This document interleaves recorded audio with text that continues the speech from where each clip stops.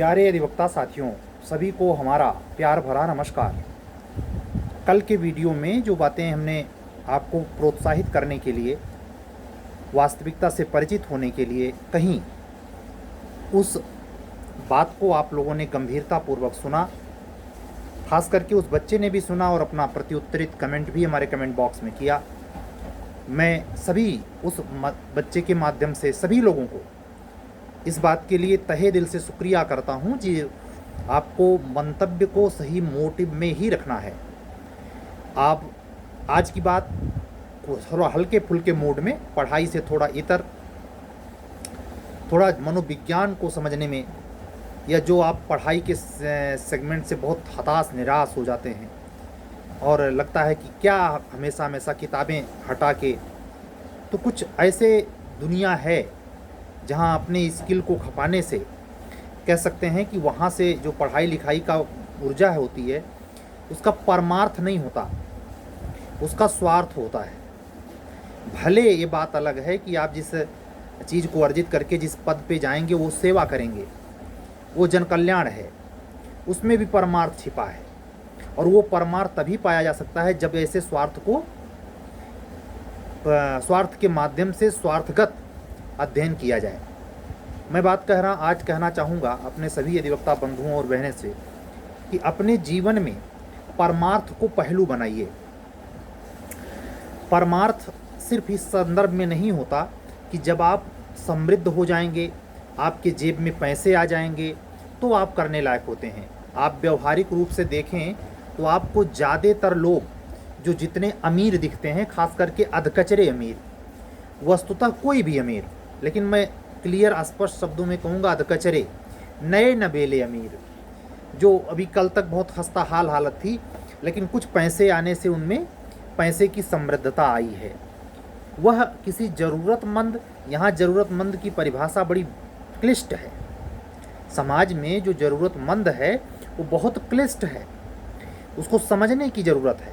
तो ज़रूरतमंद यूं ही नहीं, इसीलिए हमारे शास्त्रों में पात्र और कुपात्र की बड़ी व्यवस्था है।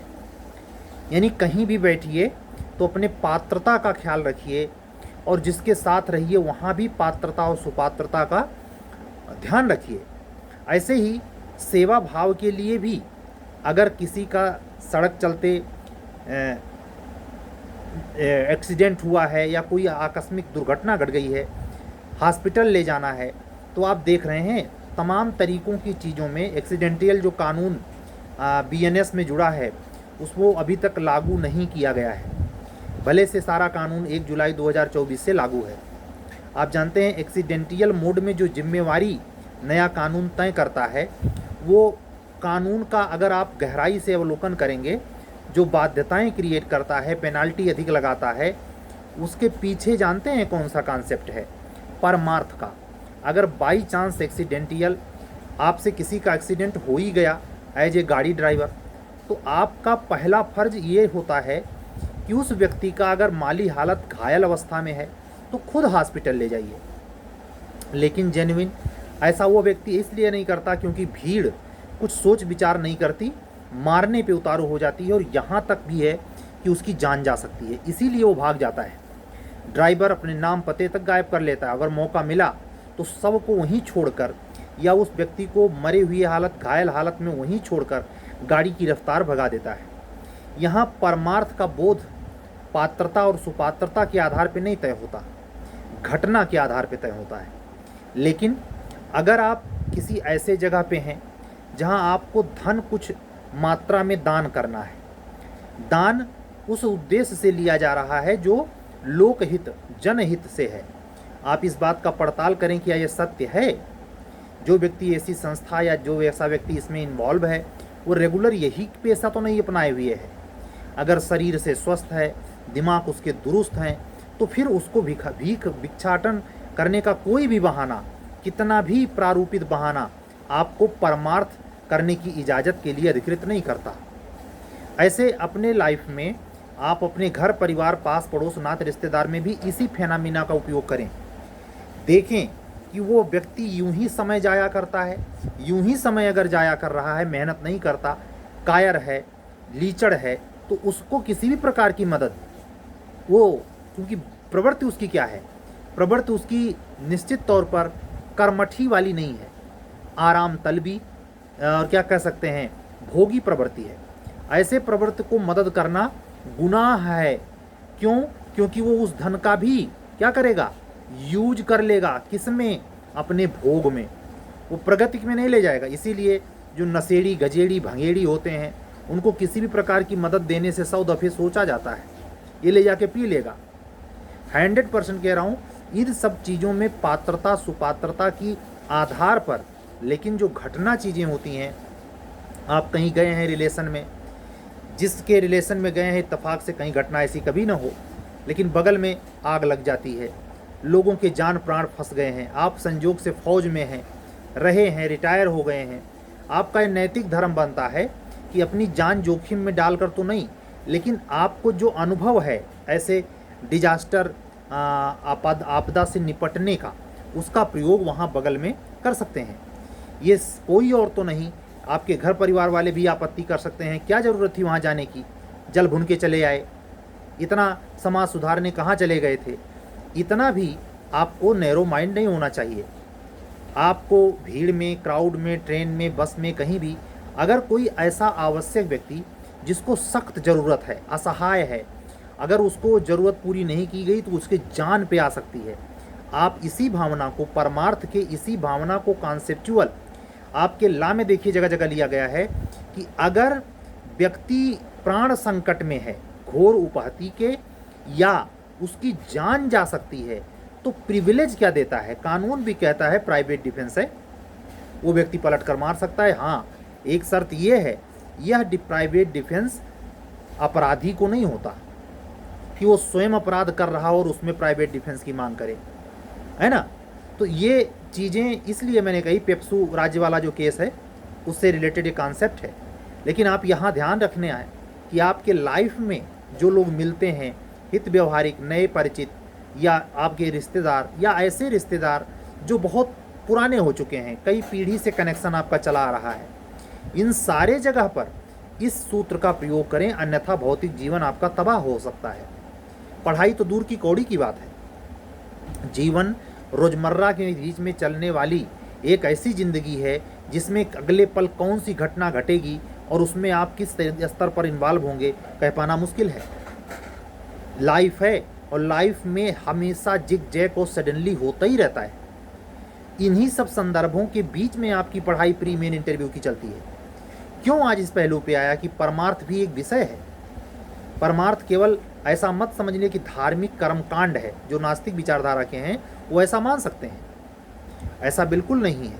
अगर आवश्यकता जनित व्यक्ति को उपयुक्त मात्रा में, मान लीजिए कोई फीवर से पीड़ित है, आप डॉक्टर हैं, आपके बैग में कुछ मेडिसिन हैं, आप रास्ते में जा रहे हैं, वो सामने व्यक्ति एकदम बुखार से जलजला रहा है, आंखें लाल हैं, शरीर तप रहा है, आप अगर सुओ मोटू ये परिचय देते हैं कि मैं डॉक्टर हूँ, आइए मैं दवा देता हूँ, आप चेक कर लें, और वह आदमी कहता है बाबू मैं दवा तो करवा लूँ लेकिन मेरे जेब में पैसे नहीं हैं, उस समय आप अगर उसका निःशुल्क इलाज करते हैं तो ये परमार्थ होगा।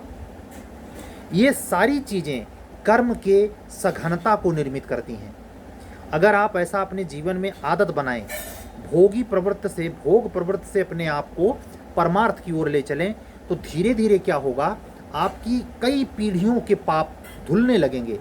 पाप होते हैं, ये नास्तिक विचारधारा वाला व्यक्ति अपने कॉन्सेप्ट तर्क से गढ़ सकता है, लेकिन ये सत्य है जो आपको संघर्ष इस जीवन में दिखाई देता है, वो और कुछ नहीं, पिछले जन्मों में किया गया विकर्म है। मैं कुकर्म तो नहीं कहूँगा, लेकिन ऐसे तमाम कर्म आपसे जाने अनजाने में होते रहते हैं जिसमें पाप पुण्य जुड़ता और बनता रहता है। इसीलिए परमार्थ का भौतिक जीवन में, खास करके परमार्थ और कोई जीव नहीं कर सकता। आप आज रील का ज़माना है, आप देखिए एफबी पर या इंस्टाग्राम पर देखिए, ऐसे पालतू कुत्ते ऐसे नैतिक काम करते हुए दिखाई पड़ते हैं जो हैरान कर देंगे आपको। आदमी वो काम नहीं करता, जीव जंतु अपने काम कर रहे हैं, जबकि वो परमार्थ के विषय में बिल्कुल नहीं जानते। उनके बुद्धि को नेचर ने कुंद कर रखा है। लेकिन इसी को कहते हैं संस्कार। वो कुत्ता हुआ तो क्या हुआ, कोई जीव जंतु हुआ तो क्या हुआ, लेकिन पिछले पिछले जन्म में उसके संस्कार इतने हाईटेक हैं कि इस जन्म में भी जंतु होकर भी वो सहयोग की भावना रखता है, पीड़ा समझता है। बहुत मतलब मार्वलस, क्या बोलते हैं, जो वात्सल्य से भी एक बढ़िया शब्द है, उस तरीके की आत्मा है, भले जंतु की आत्मा है। ऐसे अगर मानव जन्म आपको मिला है, मैं किसी कुल जाति गोत्र धर्म की तो बातें नहीं करता, आप सिर्फ व्यक्ति हैं, लेकिन व्यक्ति होना एक अनुमन्य शर्त है। व्यक्ति होना एक अनुमन्य शर्त है, आपके मनमानेपन से नहीं। उसकी कई शर्तें हैं। मानविकी आप में होनी चाहिए, धर्मनिष्ठ होने चाहिए, उपयुक्त परमार्थ होना चाहिए। आपको पूरे जगत जहान में अगर किसी को पीड़ा पहुंचती है तो उसमें आपका संलिप्त होना जरूरी है, ना शरीर से, मन से। लेकिन अगर आप इन सब चीज़ों से विलग हैं, आप हमेशा मौज की ही ज़िंदगी है, एंजॉयमेंट ही आप हमेशा खोज रहे हैं, तो आप पशुता की श्रेणी में हैं। उससे ज़्यादा आपका स्थान ऊपर नहीं हो सकता। परमार्थ से क्या होता है, इस जन्म तो सुधरता ही सुधरता है। अगले जन्म में अगर आपने बुद्धत्व तो नहीं घटा, आप स्थित प्रज्ञता को नहीं पाए, तो आपका नव जन्म भी अच्छे कुल में होता है। अच्छे कुल का मतलब ऐसे परिवार में होगा जहाँ संघर्ष आपका कम हो जाए। ये बड़ी खेती है, इसीलिए जिसको ये चीज़ पता होती है, सेवा भाव, परमार्थ भाव, धर्म भाव, तो वह उस भाव का प्रयोग जीवन भर करता है, खुशी खुशी करता है। बहुत सारे लोग जिंदगी भर संपत्ति कमाते हैं, इकट्ठा कर लेते हैं, वो उनके काम ही नहीं आती। उनके परिवार के तमाम ऐसे कुपात्री लोग बाद में उसे दारू पीकर ख़त्म करते हैं, अपव्यय करते हैं, पैसे का दुरुपयोग होता है, क्योंकि जैसे आता वैसे जाता है। ऐसे कम धर्मात्मा हैं जो पैसे के मामले में भी समृद्ध हों और उनकी पीढ़ी में उस पैसे का जो उन्होंने अर्जित किया है उसका वो उपभोग भी कर लें। ऐसा तब होता है जब चाहे पिछले जन्म में या इसी जन्म में जो उनका टाइम बीता है वो लगातार परमार्थी रहे हैं। परमार्थ का बड़ा मायने है, ऐसे आप नहीं समझ सकते। जैसे चंद्रगुप्त विक्रमादित्य, राजा भरथरी, शास्त्र उठाइए देखिए ये कितने त्यागी पुरुष थे, राजा जनक, ये सब महापुरुष साधारण पुरुषों में दर्जा नहीं है। और किस कारण से? केवल त्याग, समर्पण, परमार्थ से। परमार्थ का मतलब होता है, जैसे अशोक, सम्राट अशोक का नाम है, लेना भूल गया। परमार्थ का मतलब प्रजा के कल्याण के लिए यूं ही करता चला जा रहा है। सराय बनवा देना, धर्मशालाएं बनवा देना, और पानी के पेय की जो आप मुस्लिम ला में आप देखते हैं वक्फ की जो स्थापना के लिए, हिंदू ला में जो सेवायत देख रहे हैं आप, जो देख रहे हैं ट्रस्ट, खैराती, न्यास, ये सब क्या है? परमार्थ ही तो है। आपके लॉ फील्ड में जिसको कहा जाता है युक्ततः, उसमें अगर आप देखें अपने जीवन को जीने का युक्ततः तरीका बगैर परमार्थ के हो ही नहीं सकता। कि आप जीवन में एक भी कार्य परमार्थ का ना करें और आपके जीवन को कहा जाए कि बड़ा युक्त जीवन जिया, ना, स्वार्थी जीवन उसे माना जाएगा। ये मानव तन मिला है, शास्त्रों में क्या लिखा? बड़े भाग मानुष तन पावा, बाबा तुलसीदास, रामचरितमानस। इसलिए गुणगान है क्योंकि इस शरीर से जो जीव जंतु कीट भृंग अंडज पिंडज नहीं कर सकते, वो ये मानव कर सकता है। अपने इस जन्म को तो दुरुस्त कर ही सकता है, अगर उसकी नौबत आने वाले जन्म तक भी जाती है उसको भी सुधार सकता है, अभी के अभी। क्या करके? परमार्थ करके।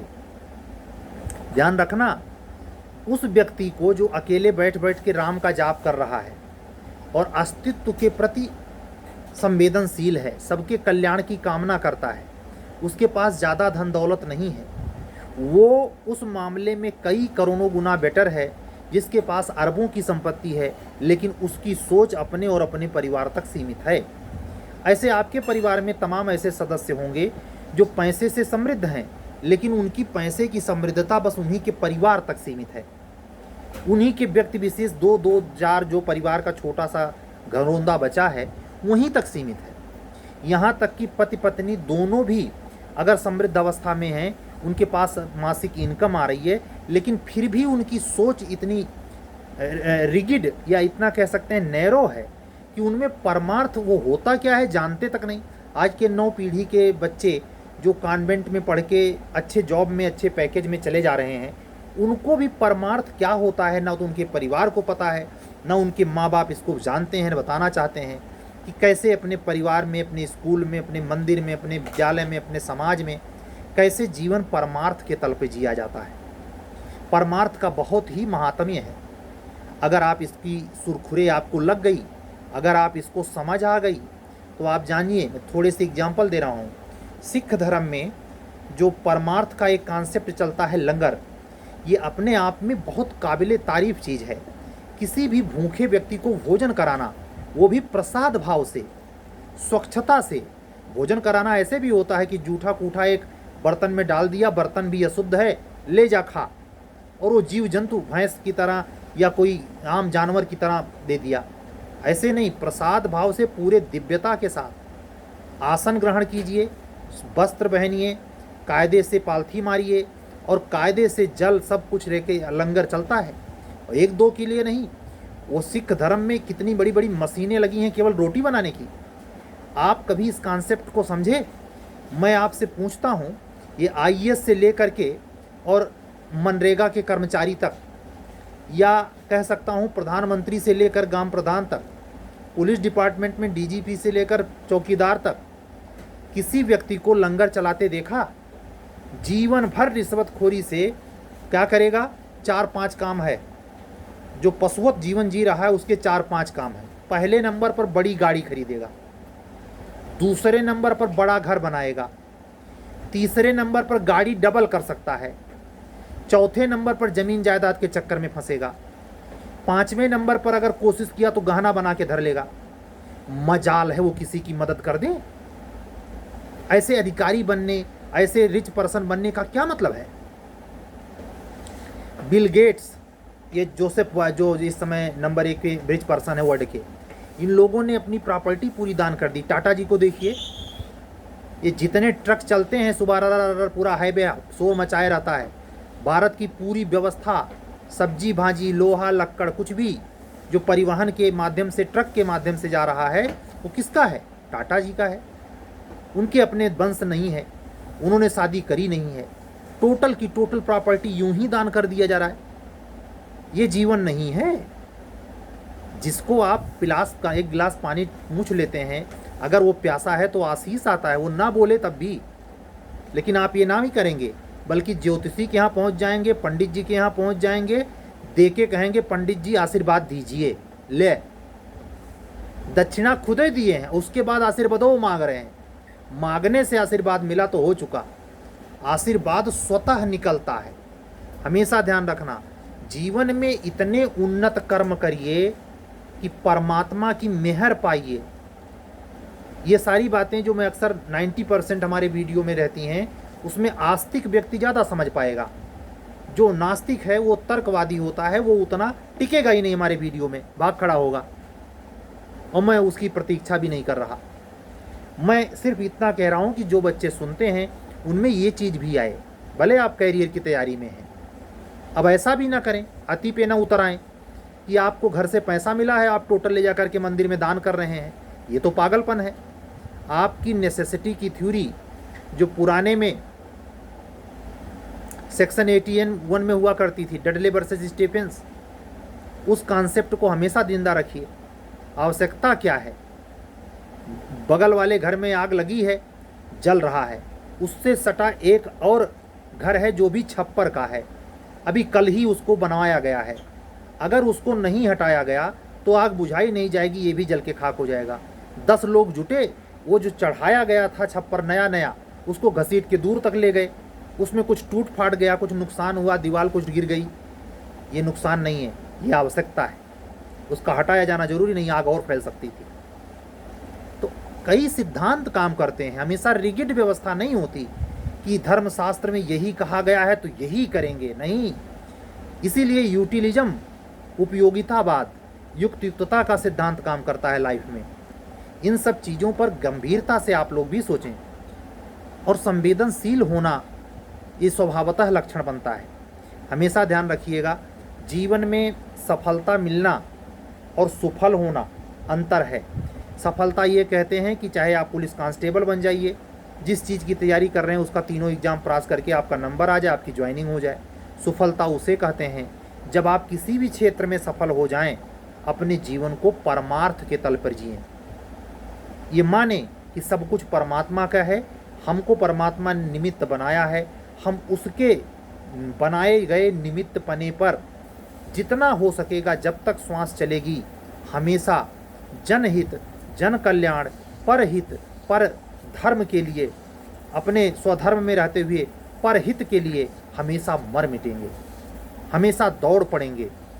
किसी अभावग्रस्त व्यक्ति के प्रति अगर आप थोड़ी बहुत भी आवश्यकता की उसकी पूर्ति करते हैं, कोई बच्चा है पड़ोस में रहता है, आपके यहाँ बराबर आता जाता है, आप जब ड्यूटी से घर पहुँचते हैं आपकी हाल चाल लेता है, आपको फॉलो करता है कि आप बहुत अच्छी जगह पे हैं, आपको पता है कि वो 8th क्लास में एडमिशन लेने जा रहा है, उसके परिवार में पैसे नहीं हैं, अगर आप नहीं पैसे दे सकते, किताबें ला के दे दीजिए।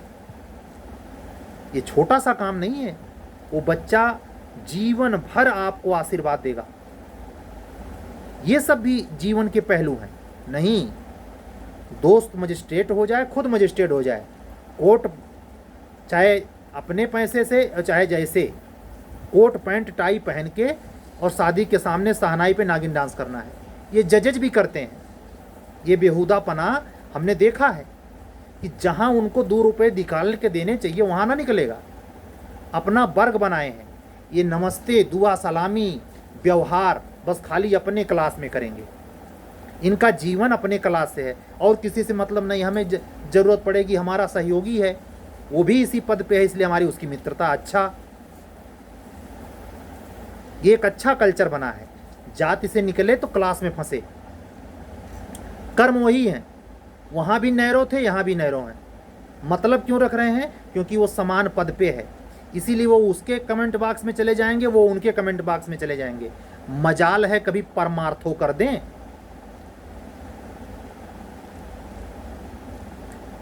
यहाँ वो सिद्धांत काम करता है। हमारे पिताजी अक्सर इस बात को कहते हैं, गुरु शिष्य, एक कहावत है कि गुरु लालची और ऐसे शिष्य के बारे में कुछ कहा गया है, दोनों खेले दांव।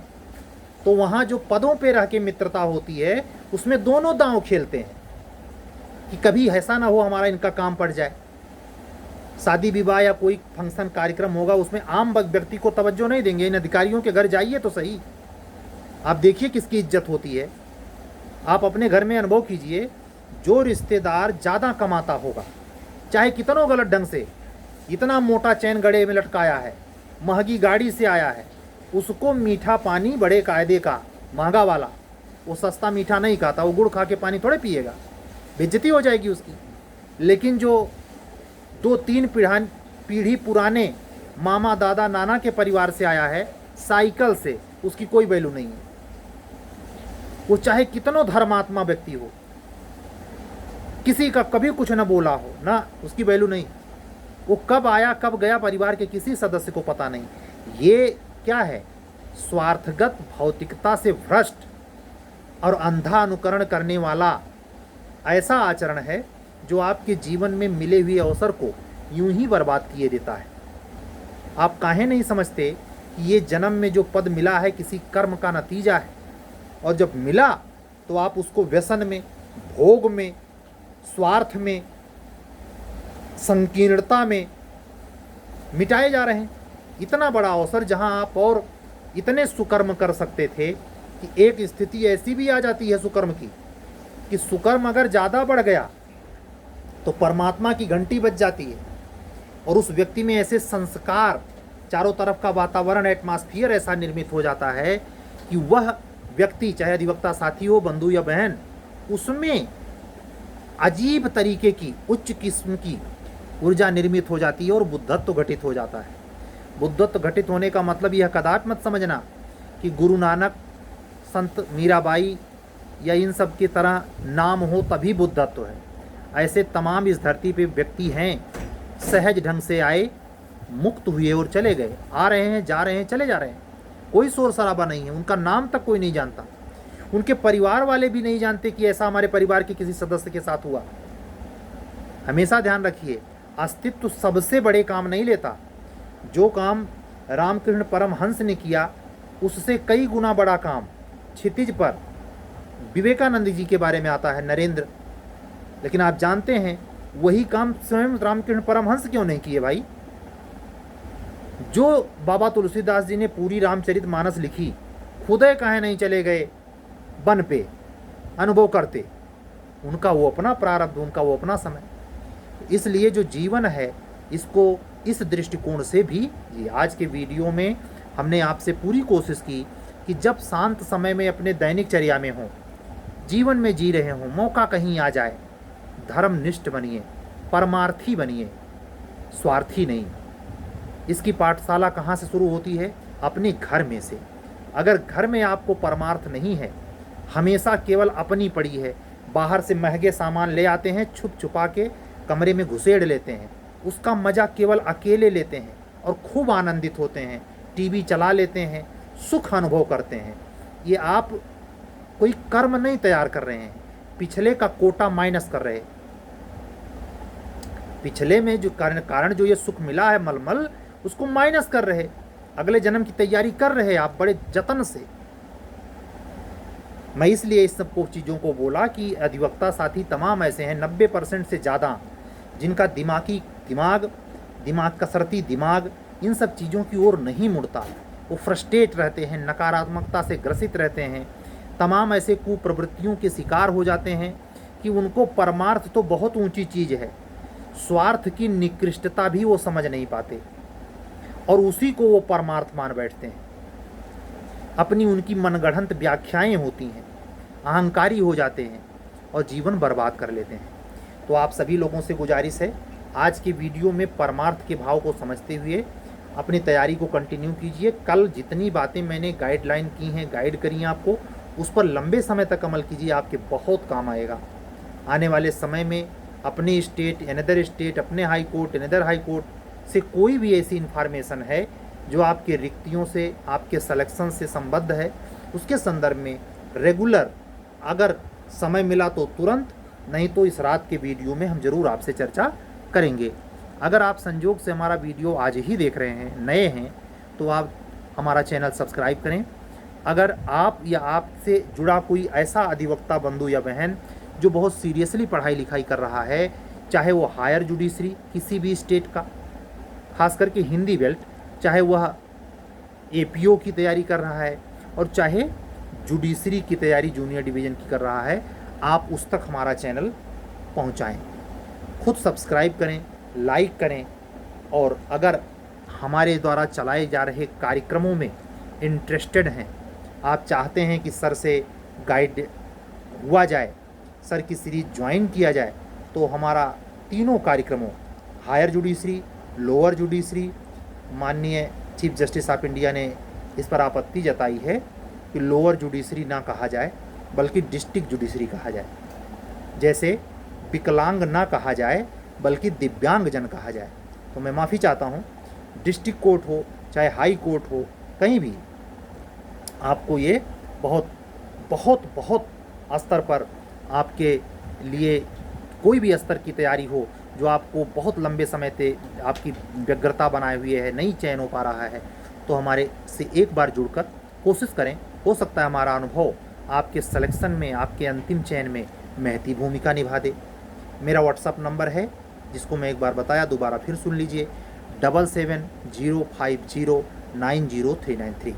इस पर केवल व्हाट्सअप होता है, व्हाट्सअप करेंगे तो आपसे हमारी बात होगी, हम कॉन्टैक्ट नंबर प्रोवाइड कराएंगे आपको। हम सभी अधिवक्ता साथियों से एक बार गणेश चतुर्थी पर बहुत सारी मंगल शुभकामनाएं प्रेषित करते हुए, जो कि बीत गई, शनिवार को थी, क्योंकि शनिवार आप लोगों का प्रसंग इतना ज़बरदस्त था कि हमें ये याद ही नहीं था। तो ये एक प्रकार से कह सकते हैं व्यतीत हुए लेट डिले ही सही, लेकिन शनिवार का दिन और गणेश जी का दिन जो आपके जीवन में हर मंगल को लाते हैं, आपकी समृद्धता से आपको भर देते हैं, ऐश्वर्य के मतलब आप देख रहे हैं, सबसे ज़्यादा गणेश भगवान की पूजा महाराष्ट्र में होती है। भारत का वो वित्त नगरी है जहाँ धन से लोग अकूत धनपति वहाँ हैं, और सबसे ज़्यादा पूजा गणेश भगवान की होती है। कौन ऐसा अभिनेता है, कौन ऐसा अरबपति खरबपति नहीं है जो गणेश भगवान की पूजा ना करता हो। इसलिए धन के महत्व को कम करके नहीं आंकना है, धन के प्रति वैराग्य, निराश्रित, निंदित या घृणित या उपेक्षित भाव अगर रखेंगे तो आपके जीवन में कभी वैभव नहीं आएगा। ये दिमाग में मत रखिए कि जो ये कॉन्सेप्ट है कि बहुत लिमिटेड लाइफ जिएंगे, हमें ज़रूरत नहीं है। सनद रहे, अगर आपने ये भाव अंदर पाला है कि आपको ज़रूरत नहीं है, तो ये तय मान के चलिए कई जन्म ऐसे हो जाएंगे कि पैदा होकर 25, 30, 50, 60, 70 जो भी ज़िंदगी आपकी होगी गुजार देंगे गरीबी में महाराज, लेकिन आपको धन मयस्सर नहीं होगा। धन पाने के लिए लालची नहीं, परमार्थी बनिए और आपको परमार्थ की भावना शरीर से लेकर धन तक फैलाइए। धन प्राप्त करने के लिए पहला शर्त है कि शरीर में जो आपके है उससे जो कर सकते हैं, पैसे की तो बाद में छोड़िए, वो सेकंड हैंड परमार्थ है। इतना करिए शरीर से कि ऑटोमेटिक नेचर आपको दे दे कि अब शरीर से नहीं धन से तू भी कर। लेकिन अगर ये दिमाग में पाले हुए हैं कि हमारे पास जब आएगा तब हम करेंगे, कभी नहीं आएगा, नेवर। जो है उसको करिए, जो है उसमें समर्पण दिखाइए, त्याग तपस्या के लिए मर मिटिए। वक्त मिलिए अपने पेशेंट को, पड़ोसी में कोई बीमार पड़ा है उसको ले जाने वाला नहीं, आप बाइक चला सकते हैं, दौड़ा दीजिए। एक अपना पढ़ाई थोड़ा 2 मिनट बाद कर लीजिएगा। इन सब पर भी नज़र दौड़ाइए, बहुत कट्टर स्वार्थी मत बनिए। जीवन में उच्चता प्राप्त करने के लिए, बहुत ज़्यादा वैभव पाने के लिए परमार्थ है सूत्र। आज की बात पूरी, सारी बात लेटे हुए हनुमान जी को समर्पित, श्री गणेश भगवान जी को समर्पित, साक्षात नारायण श्री भगवान विष्णु को समर्पित, देवादिदेव महादेव भगवान शंकर को समर्पित, सकल सृष्टि की जननी माँ जगदम्बा को समर्पित, श्री सीता महारानी को समर्पित। आज की बात पूरी। अपने अधिवक्ता बंधुओं और बहनों को आज की बात पूरी करते हुए कल मिलने के पक्के वादे के साथ चलता हूँ।